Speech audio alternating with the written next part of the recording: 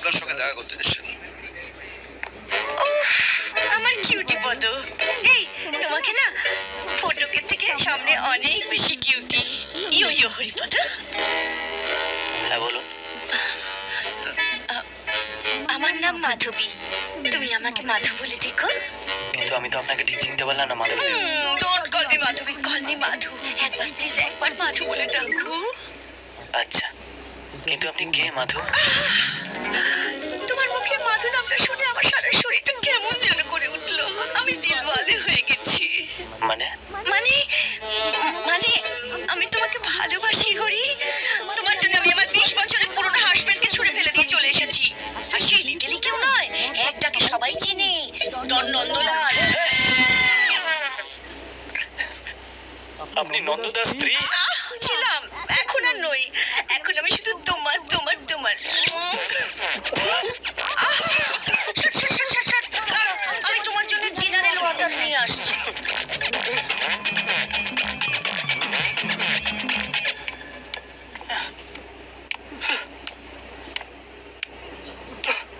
হরি,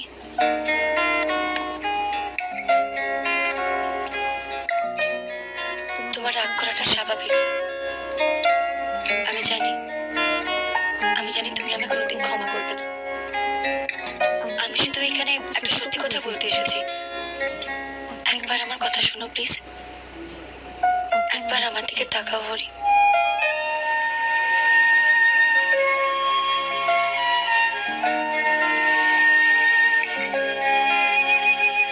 নন্দলাল আমায় থ্রেট করেছিল। ওর কথা না শুনলে তোমায় খুন করবে বলেছিল। আমি ভয় পেয়ে গেছিলাম। I am sorry Hari. Sorry আমি। বন্ধ করো তোমার নাটকবাজি। হরি, তুমি ওর কথা শোনো না প্লিজ। হরি, মাসিমা কে?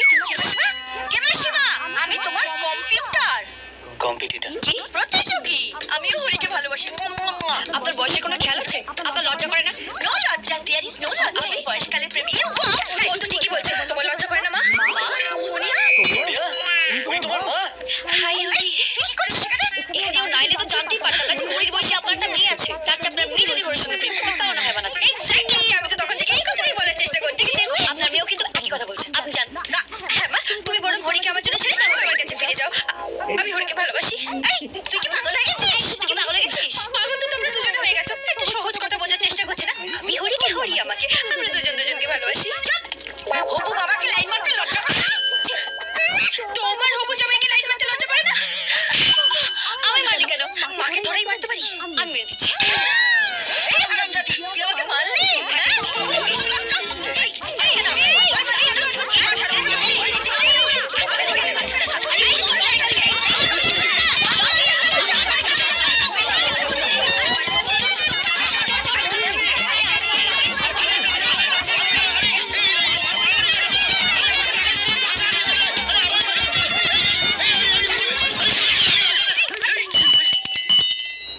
কেউ একবার নিজের জায়গা থেকে নড়বে না। এই সোনামানা, যাই মাদারের বাচ্চা ব্যান্ডওয়ালাটাকে তুলে নিয়ে আয়।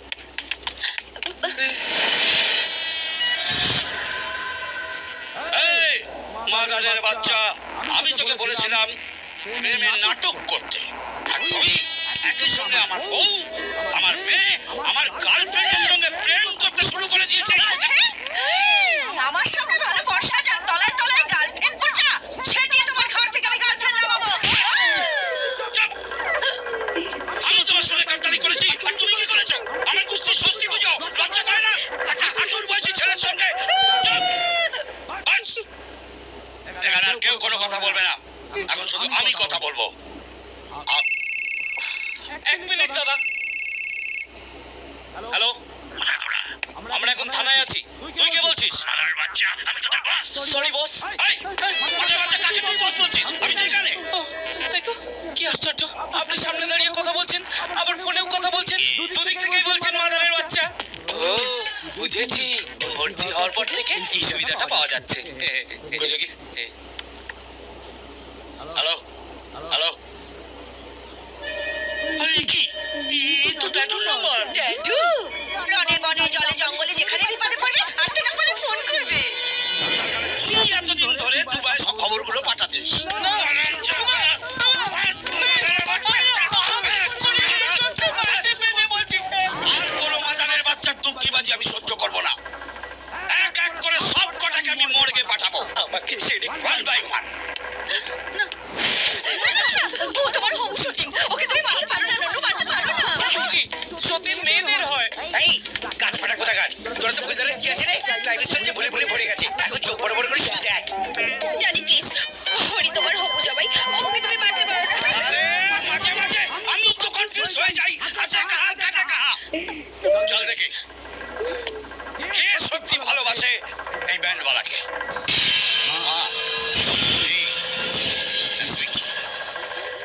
তোমাদের তিনজনের একজনকে আমি ওর বদলে গুলি করে মারবো। চলে যাও। মরতে পারি, অসুবিধা নেই। তোমার মেয়েটা যে অনাথ হয়ে যাবে গো। তাহলে সোনিয়া আমার তুই মর। হ্যাঁ মানে আমিও মরতে পারি, কিন্তু আমার পরে আমার মাকে কি পাহাড়ে দেবে বলো? মা তো আবার এদিক ওদিক ছেলেদের পেছনে দৌড়াবে। ও তাহলে সুইটি ম্যাডাম তুমি কি বলো?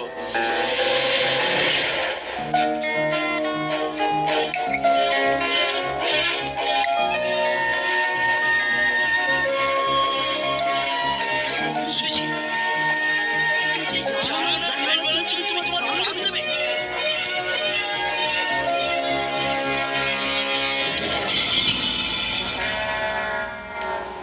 কি বলেন আপনি? চালানার ব্যান্ডওয়ালা। দেখুন, আর্টিস্টকে সম্মান দিয়ে কথা বলবেন। না দেবো না, আমি তোকে চালানার ব্যান্ডওয়ালাই বলবো। চালানার ব্যান্ডওয়ালা। আপনি আমার সিটে কিনেছিলেন, এসব ফালতু সিডি শুনে আমার সময় নষ্ট করার মতো সময় নেই। রিপোর্ট ডেকে আনলেন। দাঁড়ান।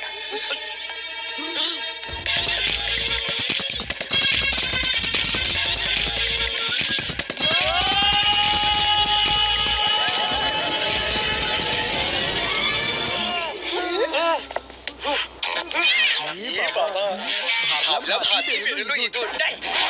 দেখছিস কি? তুলে আন মাদারের বাচ্চাটাকে।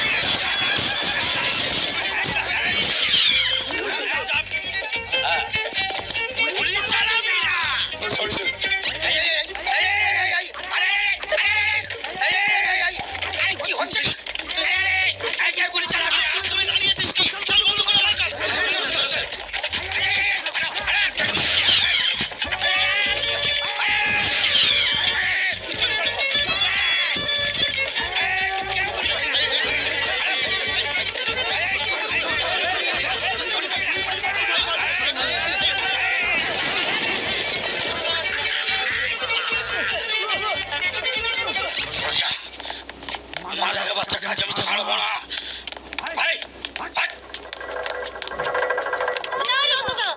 চিঠি, আমার মধ্যেও কিন্তু শক্তি কাপুর এসে গেছে। নিজে না পেলে অন্য কেউ ছাড়বো না। ও মা গো, মেঘ যাচ্ছে কেন? মেঘ পুরো হাতে শ্বশুরটা করতে গেল।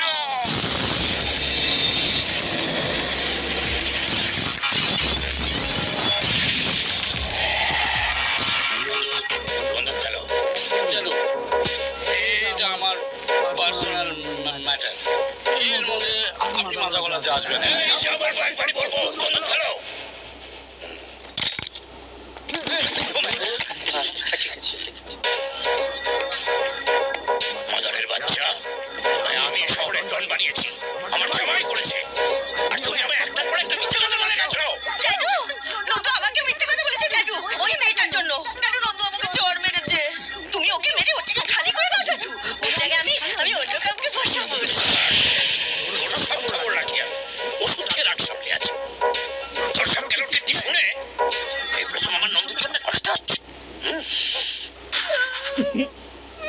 সত্যি গেলু গেলু তুই ছাড়া আমার কেউ নেই গেলু তুমি ছাড়া আমার কেউ নেই তোরা দুটোই সমান আর তাই তোদের জন্য সব থেকে বড় পানিশমেন্ট হচ্ছে বাকি জীবনটা তোদের একসাথে থাকতে হবে এবার দেখি কে সেই হরিপদ যার জন্য আমার দুবাই থেকে উড়ে আসতে হলো স্যার ওই যে অনামুখো পোড়ামুখো একেবারে করি কেসটা একেবারে শয়তান।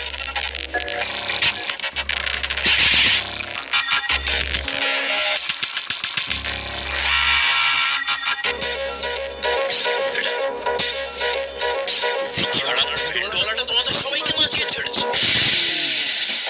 এইবার ট্যাটু খেলানি খাবে দেখুন আর্টিস্টকে সম্মান দিয়ে কথা বলবেন। সম্মান না দিলে কি হবে খুব খারাপ হয়ে যাবে। এই সিট আমি এমনি এমনি বের করিনি। হ্যাঁ তুমি ওই হরিপদ আরে আমি তো তোমার বিরাট ফ্যান তোমার এই বছর রোজ আমি তোমার গান শুনি ওই তোমার 3 নম্বর গানটা আছে না আমাদের কিছু বলছি তো আমাদের কিছু বলছি তো আর কি করতে স্যার, তার মানে আপনি সেই একমাত্র লোক যে আমার সিটটা কিনেছিলেন? আরে আমি তো তোমার কলেজ থেকে বেরোনোর জন্য অপেক্ষা করছি আসলে স্যার এবার একটা ভিডিও অ্যালবাম বের করার খুব শখ আছে। টাকাটা জোগাড় হলেই বের করব। আপনি তো জানেন একটা ভিডিও অ্যালবাম বের করতে কত খরচা। তুই কি হবে বলা টাকা আমি দেবো ওখানে আমার এক বন্ধু আছে দুবাই বাথরুমের মগে মুখ চোবাই ও কিন্তু আমাদের সঙ্গে থাকবে তুমি শুধু শুটিংয়ের ডেটটা ঠিক করে ফেলো